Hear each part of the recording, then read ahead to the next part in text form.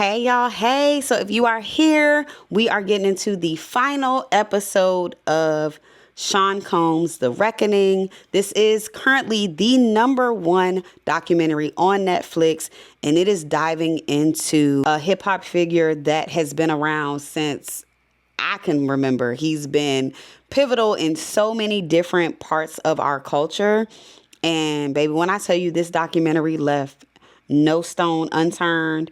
So if you have watched the documentary, please make sure that you drop a mug in the comments.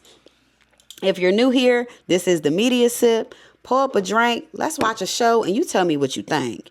We are a TV and movie review platform, and I'm Media Money. I'm a host. I also am a red carpet correspondent, so make sure that you're following all the pages because you never know who I might be talking to. Maybe even you. But let's get into the documentary, y'all. This is episode 4. Go ahead, subscribe, and lock in, baby. This is episode 4 titled Blink Again. So with this, we see Diddy back in that hotel room, and he's with his sons now, Justin and Christian, and he's on the phone with his lawyer. We then see an interview with Capricorn Clark, which if you followed the case like I did, Capricorn Clark is a character. She's a wildfire. She's a little bit of a wild one. She is. But she said, and I thought it was so interesting, she said in a room of people, Diddy is this big mogul, but alone, she was already like, he's small. And I think I said that in one of the other videos. It just gives such an insecure little boy inside that is masquerading as this big personality. It really does not give all this confidence in real life. It gives performative all the time. But like I said, I could always sense that if you really look at his eyes and his body language. But Capricorn Clark, she started as Diddy's assistant back in 2004. There are clips of her in some of the Making the Band shows, and she had a thing, what was it, You Want to Work for Diddy or something like that. Like, he was pivotal in that because she was his assistant. So she was telling the people, oh, you have to be tougher than that to work for Diddy. Such an indoctrination too. Let's get into that of how these capitalistic places in society will set you up to have this, I gotta break you down to build you up. What? So crazy. And so ritualistic too. Ooh. But let's get back into the doc. This is what's crazy. Capricorn is best friends with Suge Knight's baby mama. And Diddy found that out. And he told her, if anything goes left, I gotta unalive you. Straight up told her. And again, this was the person she's working for 24/7. Because when you work for Diddy, there's no time off. By 2008, though, she's made all these sacrifices and dedicated herself to him. So she's promoted to a global brand manager, and she ends up working with him until 2012. Now, we get into that June 2020 BET Award situation where Diddy is given the Lifetime Achievement Award. And y'all remember that was where was standing there with the Go Poppy sign, and he didn't even acknowledge her or thank her. But what he did do is thank Cassie in that speech. And that was always something about it felt so slimy to me. And this was before we even knew of the allegations. This was when we just knew that, like, that's her ex. Even just knowing that part, it felt like, why is he acknowledging her? Because at this point, we knew Cassie was with her now husband. And I think they maybe had like their first kid. So it was like, why are you bothering that lady? Like, it's just something about it felt so slimy to me. And lo and behold, it was. But in this episode, we also meet Lil Rod. He's the producer. Worked with him on the Love album. And he was one of the first males to do a lawsuit on Diddy. So Lil Rod immediately gets into a story that I'm still lost. Because what? So Lil Rod tells us that during a recording session, Diddy and his son Justin, like, put this guy into a bathroom. There's like a little heated exchange of sorts. And then he hears a pew pew. The man suffers a wound. He said Diddy told him to say that the wound ain't happened here. And now Rod is like, no one knows where the man is. But y'all, Rod has a video of the blood in the bathroom. And they put that in the documentary. But there are no there are no police records. There's nothing with this situation. I'm like, so who what? And the biggest thing about all of that is for Rod to say that Justin Combs was in there with him. We need to keep an eye on that one. Actually, and Christian. I think he has like a girlfriend he's been with for a while, but still, let's get eyes on them. Because who knows what they've been taught and what they have started to think was normal. You know, the first time we've heard this story, this wasn't mentioned in any of the other documentaries. This was the first time we've heard that story. It was not mentioned in any other documentaries. And I still want to know where this man at. Yeah. Beginning to November 2022, Diddy flew Lil Rod to his home in Miami to record what ultimately became the Love album. Rod said he worked with Diddy for 13 months recording everything. We see actual footage of Diddy in the recording studio. And y'all, I must say, that man was high as Cooter Brown. Mouth was twisted. He couldn't even rap the words because he was so elevated and that it was affecting his jawline, if you know what I mean. So he couldn't even really like enunciate words because it was starting to drift to sides. It was given Bobby Brown in that Ja Rule video. I ain't gonna say no more. Okay. So he was doing so many rants about nothing, just like listening to him, just to hear himself, just going on and on and on, child. And it started to get a little weird because Lil Rod's like, yeah, show him videos of men being entered from the rear end. And I was like, what? Why are you showing a heterosexual male that kind of images?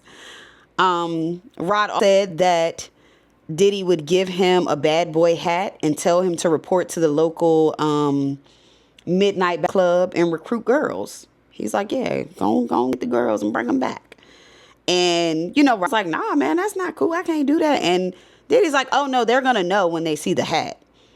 Meaning like this was well-known, happens all the time, normalcy thing. Okay. Claimed that it would be Diddy and his child, his son, Justin, in the same room having intimate parties with like multiple and lots of booger sugar. Lots of Johnson & Johnson powder. Rod claimed it was hidden cameras all over that house. So whether you knew it or not, you were filmed.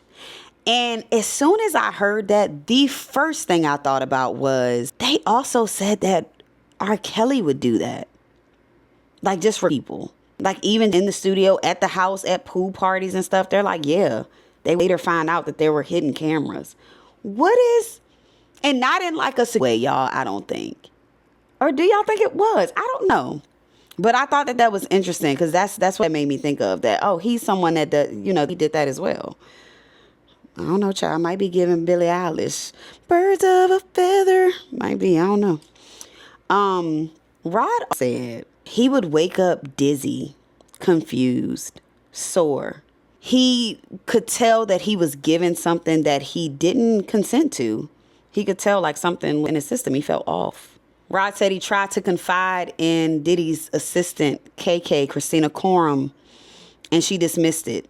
After going through all of that, Rod was away from his children, his family, held up in this mansion in Miami for 13 months. The Love album is out, and Rod did not receive a single payment. We start to hear recordings of Diddy leaving this man multiple in excess. He's saying weird stuff to him like, yo, I smile. I like the way you laugh. Like, don't mess up the way I think about you, Lil Roddy. Like, whoa. It's multiple excuses, y'all. So many excuses of why a billionaire, this man's a billionaire with a B, could not pay this man the $200,000 he was supposed to pay him. $200,000 to a billionaire is like a deal. And he knew that he worked that man like that and gave him nothing. After 2.5 years, they offered Rod $29,000. It was supposed to be $200,000. And in the documentary, he said, to this day, he still ain't got a dime, baby. And Lil Rod said after Cassie's lawsuit, he really felt he had no choice and he had to file. As of airing of the documentary, Rod's case is one of the 77 that are pending. We then get into Aubrey O'Day. Whew, this one was rough. Aubrey O'Day said, for one, Aubrey O'Day was never a person who filed an actual lawsuit against Diddy. Could she have? Absolutely. There is video footage per MTV of that man harassing her on her season of Making the Band. She had emails from his actual bad boy email account to her directly. Aubrey had never done any legal proceedings against Sean Combs. Now, did she drag him through the media? Absolutely. Dragged him up, drug him every chance she got. She was on him. I don't blame her. Never filed anything in the court, though. So this next part of the documentary really broke me. It was a tough watch. And I know I have the trigger warning at the beginning of all of these videos, but I want to give another trigger warning right here. We're about to talk about something a little rough. And if SA or any type of abuse is hard for you, baby, I promise you, I'm going to be dropping so many videos. You can watch the next one. Take care of yourself. All right. I just wanted to give people a chance to exit if they needed to. But we got to talk about Aubrey, y'all. Again, Aubrey never filed her own lawsuit, even though she had well in her rights to do so. Aubrey had a lawyer reach out to her on behalf of someone else's lawsuit because this person included Aubrey O'Day in their lawsuit, saying she witnessed Aubrey be saved. She said that she saw Aubrey incoherent, looking inebriated, laid out on the couch with no bottoms on. She was just laying there lifeless with Diddy on top of her and another man by her face inserting himself. The person said they are 100% sure that it's Aubrey and they're willing to bet that and risk it in court, you know, worried about perjury or lying under oath. They're like, no, I know 100% sure that was her. Aubrey read those words for the first time on the camera of the documentarian. So as we're hearing it for the first time, so was Aubrey at that moment. Aubrey read that and said, I don't remember this. And no shade, because sis has got a lot of work done. So she can't be so but expressive with her face. But you could still see the pain through that Botox when that lady said, was I graped? Was I? And the sad thing about it, she's sitting there processing it, y'all, right in front of us in the documentary.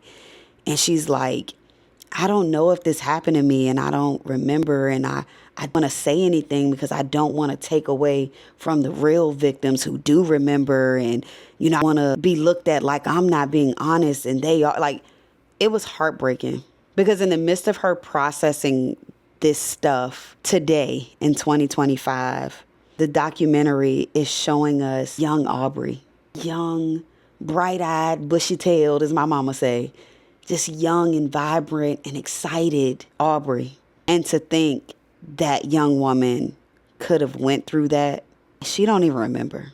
And the only reason this came out is someone else mentioned her in a lawsuit that Aubrey never did herself. Y'all, that one broke me.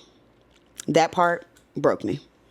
That was hard to watch, especially because I'm someone who watched so much of Danity Kane. I remember the auditions and me telling my brother, she gonna get in. That one? No, I'm like, that one. She gonna get in. And to know everything. Yeah, that's one of the roughest parts of the documentary for me. But we get to September 11th, 2024, and we're back to present day. He goes to before he's ultimately, and we see him talking to his son, that Justin again. I'm going to say it. No, I'm going to say it one more time. We need eyes on him. He's too close in the mix to not have been too much influenced by it. But yeah, Diddy's just, you think we can find an editor that can find all the clips of Don Richard speaking positive on me? Because remember, Don from Dirty Money filed a lawsuit against Diddy claiming SA, harassment, all the things. He like, yeah, she just always just tell me she loved me and all this stuff. So he's telling his son, Like, yeah. Can you editor that can find all the interview clips of her speaking positively on me? He's walking around, smiling, taking pictures, still trying to paint the narrative, y'all. Like, even in the middle of everything that he knows, all these lawsuits, Cassie, everything, he is still trying to paint the narrative. And I want to say this before I move on from this. Just because a victim may or may not have said something positive about someone in the past does not make them less credible, nor does it make the person that did whatever to them innocent. There are so many actual like psychological terms that dive into it's like to want the approval and love of the person that harmed you. We got to stop acting so dense like we don't know that. We really got to. The most common, Stockholm syndrome. It's the same way that people can experience intense racism and still have all this love for the very people that oppress them. So we got to stop acting like we don't understand the process, because it's pretty much the same thing. Like, just because you can find a video of her saying you're a genius and you're a great businessman does not take away the fact from that you caused this girl and potentially harmed her. Like, two things can be true. And unfortunately, sometimes people will mask their trauma and hurt in an attempt to try to save themselves from it. She might have just been saying that, literally trying to escape from it. That don't mean it didn't happen. So even if he did find an editor to put together a little reel of her saying nice things, what that mean? But anyway, so yeah, Diddy knows he's to be arrested. He's walking around. He's taking pictures, like he's smiling, living, riding his bike around. And I'm going to tell you this about celebrities, especially a celebrity of that magnitude. If they're walking around in the streets, they're doing that with the intention of being seen. Celebrities navigate this world all the time, and we would know a thing. I'm so serious, y'all. Even when it comes to them, like getting to the red carpets that I've been on, I've seen them bring people through the back warehouse door. You would never even know there was a door. And you see them and their team being escorted through there. They've created a little path for them. So when a celebrity is out on the sidewalk, just walking willy-nilly, out in the public in Gen Pop, they want to be seen. So Diddy being out on the sidewalk in New York was absolutely intentional. There's a part in the documentary where Diddy literally says, most jurors don't watch CNN. They're watching Instagram and TikTok. So as a person, as Diddy, who's constantly trying to control the narrative, if I'm trying to control the narrative and I want to keep myself in a positive image, I'm going to be out in public and shaking hands and taking pictures to keep putting this image of the nice, friendly guy in for people before they hear about all these terrible things that I've done. Do you get what I'm saying? Like he knew that was intentional, y'all. So September 16th, they arrested him at the Park Hyatt Hotel in Manhattan, and they searched his hotel room. And after all of the baby oil jokes and everything, y'all, why did they find even more? They found baby oil on him in the hotel, as if it's like he really cannot be away from the stuff. They found a prescription bottle named for Frank Black, which again, I told y'all, that's addiction. A pink powdery substance and several bottles of baby oil.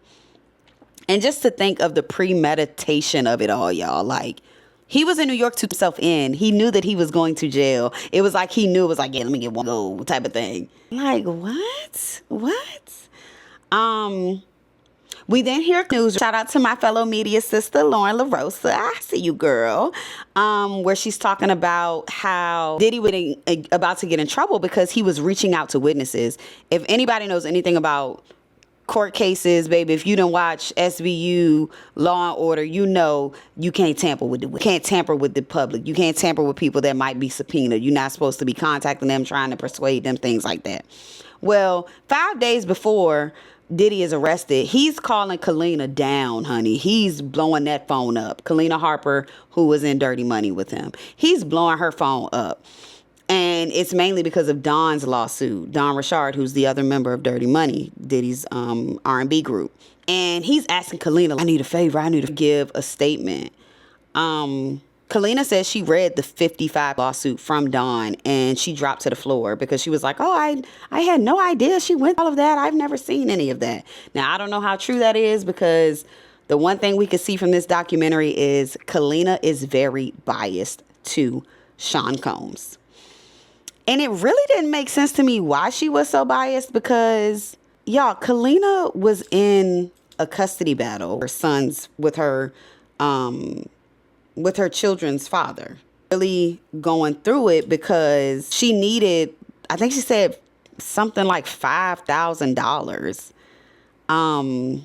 to hire an attorney for the case to get her children back. And Diddy told her no. A billionaire told this woman, I can't give you $5,000. Like, can you imagine that? He's y'all, and he couldn't give her $5,000. But then when he needed her to make this statement, he was on her line like, oh my God, I need you, I need you, I need you. Insane. And I get it. I get, when it comes to especially your children, you got to want to speak because she was in the middle of a custody battle, like I said, and she was in what she was going through. She didn't want to be in the public speaking about Diddy's transgressions and the nature of things that to in her lawsuit. So she was apprehensive to do that. Y'all know I'm a journalist, so I did look up why Kalina was battling for her kids. Kalina Harper's husband, Vic, gained full custody in 2017 due to a domestic dispute. So she was still in that ongoing custody battle when all this stuff came out about Diddy. So that's why she didn't want to have, she didn't want to say anything. She was trying to get her kids back. She never lost, like, you know what I'm saying? She still and everything, but the dad had full custody full time because whatever happened with this domestic dispute. So again, in those kind of instances, you do got to watch everything you do and everything you say because, it could be brought up so she didn't want to do it. But the fact that a billionaire didn't give her $5,000 and she's still caping for this man is beyond me. For real. But what was more disturbing when it came to Kalina is Justin Combs again. Justin Combs is telling his dad in one scene, y'all, like, yeah, Kalina is a big key. We really got to get her. It really started to dawn on me like, oh, Justin is the one who's with him the most. And like I said before, and I'll say it again, we need to keep eyes on Justin. We need to make sure that he don't have any pending cases. Because when you are that close to that level of depravity, it's no way it don't rub off on you. Or you don't mimic that behavior. It's no way. We need eyes on him. But yeah, Capricorn also gives us details of Kid Cudi's situation, where Diddy allegedly blew up his car. Capricorn says that at that point, she knew that Diddy was out of it. She didn't want to at that time because she was like, I saw how much Diddy did for the culture and how much he did for us as black people. Like, I didn't want to be the one to ruin that and help him catch a charge. And y'all, it is so many instances of that where women like carry this burden of like, oh, I didn't want to be the one to be the downfall of the man. And you know what? That's a different video. I'm not doing it. So then we get into 12/2025 and this is post the case and meet the jurors who talk about how they reached their actual verdict. It's a black man and we meet the jurors and they tell us how they were able to reach their verdict. So we meet a black woman. We never get their names, but it's like juror 106, da-da-da. So we meet a woman and then a man that appears to be of Indian descent. I'm not sure where he's from specifically, so I don't want to be disrespectful.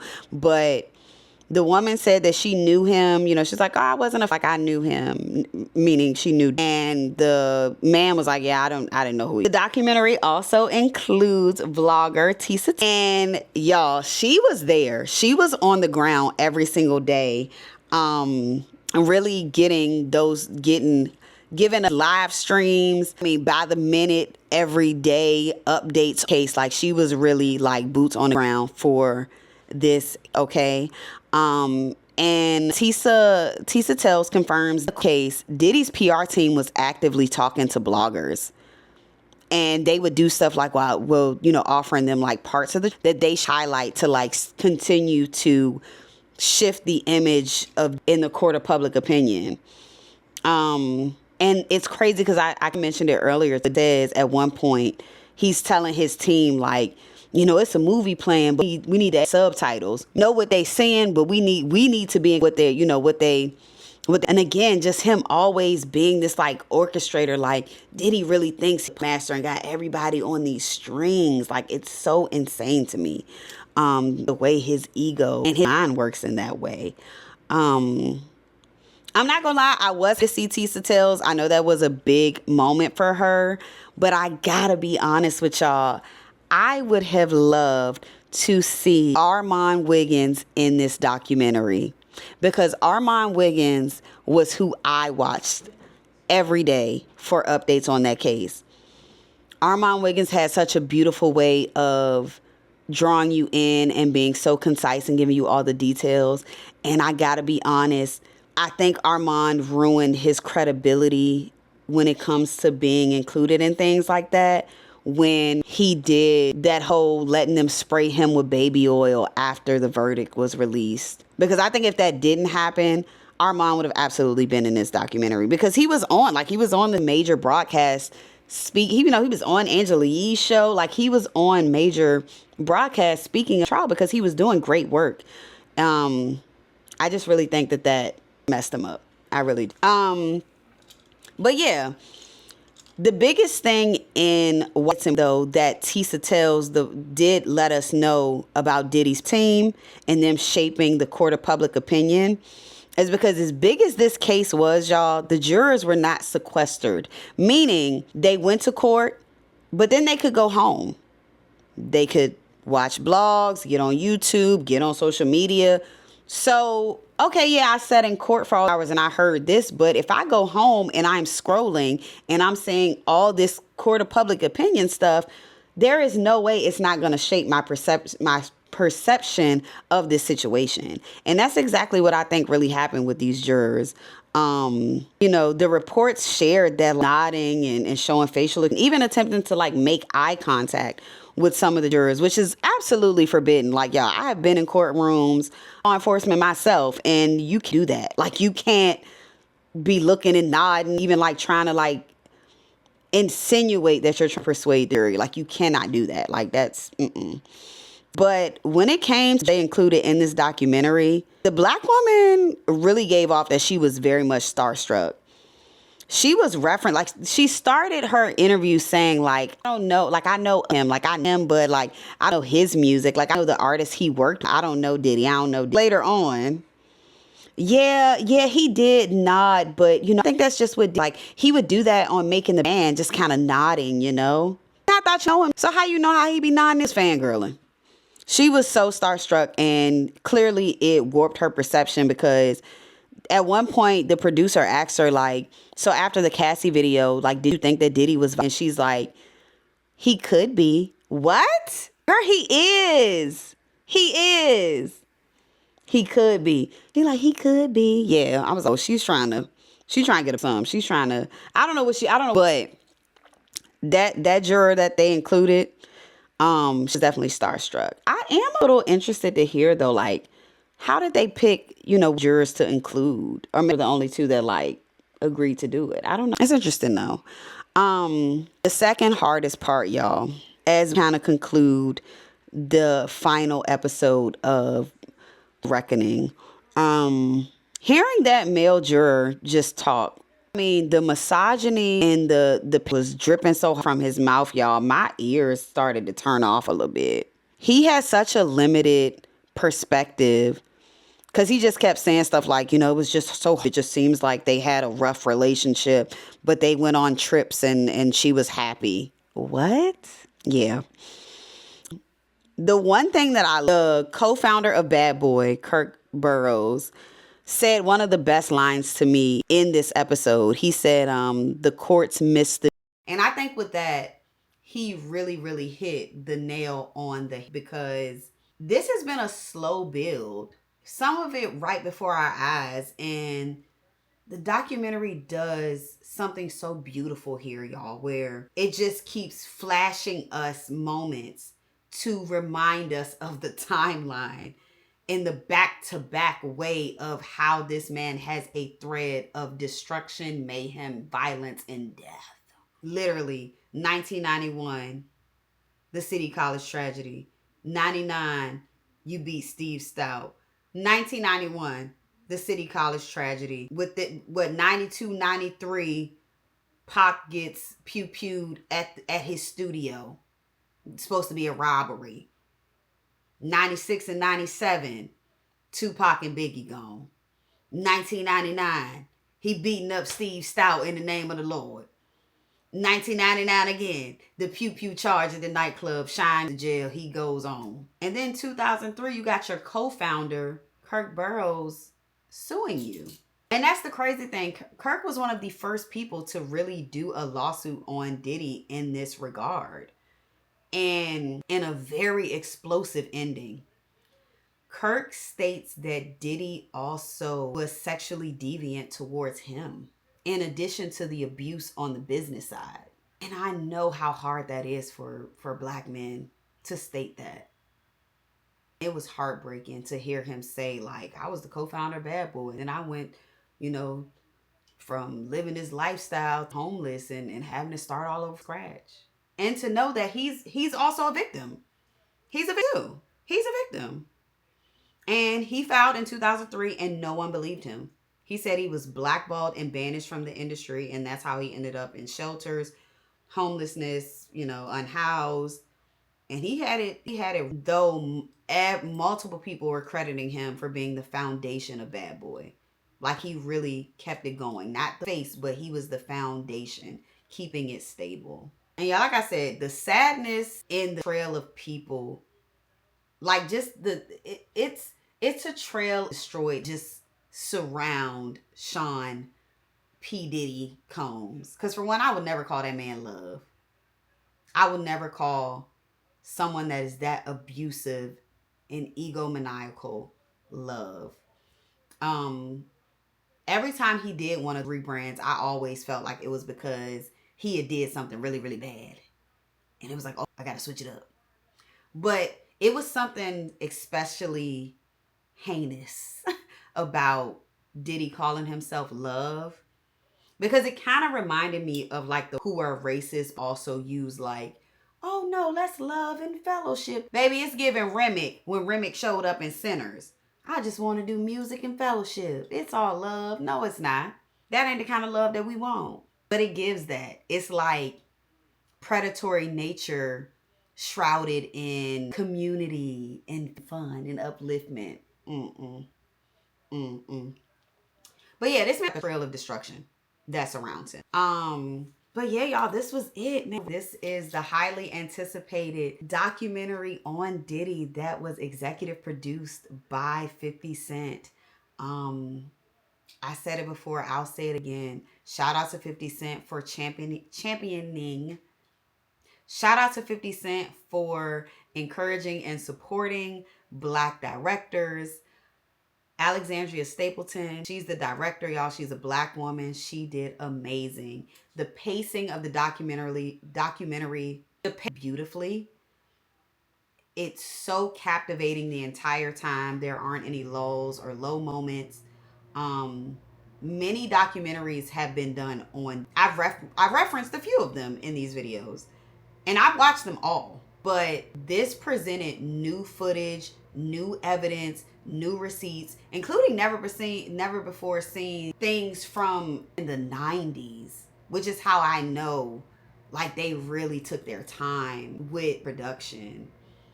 Overall, great. Very, very great. Very good. It was a tough watch, but that's the markings of one of my biggest takeaways though is that Diddy really didn't get a harsh sentencing that it will actually affect or alter his mentality and perspective. Within the 2.5 something change years that he has left to serve, which, let's be honest, we don't even know if he's going to serve that full time. He's actively petitioning for pardons and whatever will release him, child. They said he working in the kitchen, working in the church, working in everywhere, trying to get the good behavior thing. But I don't think he will or change from this. I think that he'll just figure out a way to remarket himself. And I think now that he's been like exposed for the freak offs and that side of him, I think he'll just find women who will consent to it. Because let's keep in mind, the only reason Carisha separated herself from him is because he did ultimately get that charge. But she didn't leave him prior to that. She was right there, standing there with the go. Because I think as long as he was, because he's a billionaire, so I think as long as he was doing those things for her, they had an understanding. And I think that if and when he comes out, he'll know how to move better in that regard and just budget his money better to pay for those kind of, I'm being honest.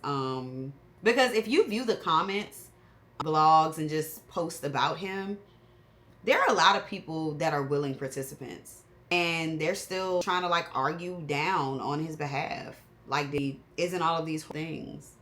As if we literally didn't see him being horrible to people. We watched it on Making the Band. We thought it was entertainment, y'all. Like, that's what kills me. Is like, y'all, we know that that's not. We know that he's not pleasant. I want you to go into work tomorrow, and if your boss yelled at you the way Diddy yelled at them singers and talent, knowing he don't have no talent, like, y'all, come on. That man has a menace. So people still like rooting for him. I will never. Just know I'm not one of them. If I had to guess, I would think that him getting the lesser charge only fed his ego and this idea he has of himself that he's invincible. I think that it's something he's teaching his son Justin, and I don't think that this is the end of their terror. I think that it's going to continue to go even with the sons doing things. Because, I mean, there have been a few anyway. Yeah, I think Diddy will want to do a small redemption press tour and be back trying to sell us something within 2 to 3 years of his release. Probably shorter than that. In conclusion, my only critique of documentary is I wish it did center the victims a bit more. But at the same time, I think a lot of the other documentaries did that. I think that this really hit the nail on the head of really giving us a full picture of who this man really is, the menace and terror and evil that he has evoked on a culture that Diddy's, like some will say, single-handedly commercialized hip-hop to ultimately be this terrible person within this culture that he helped to elevate so much. And it's like, if we can't have ethical heroes and leaders, then do we want them? Because to be honest, we could take hip hop back to the underground versus this. For me, we never needed the bling bling era. We never needed it. Diddy did a lot of damage to reach that. And I just don't think that the blood, sweat, and tears was worth it. Because right now, he's serving 50 months in jail and should probably be serving even more. The undertone of the documentary seemed to be money. And like I said, just history of destruction. It more focused on like highlighting the evilness within Diddy and make him the centerpiece of like a much larger, when we all know it's a much larger issue.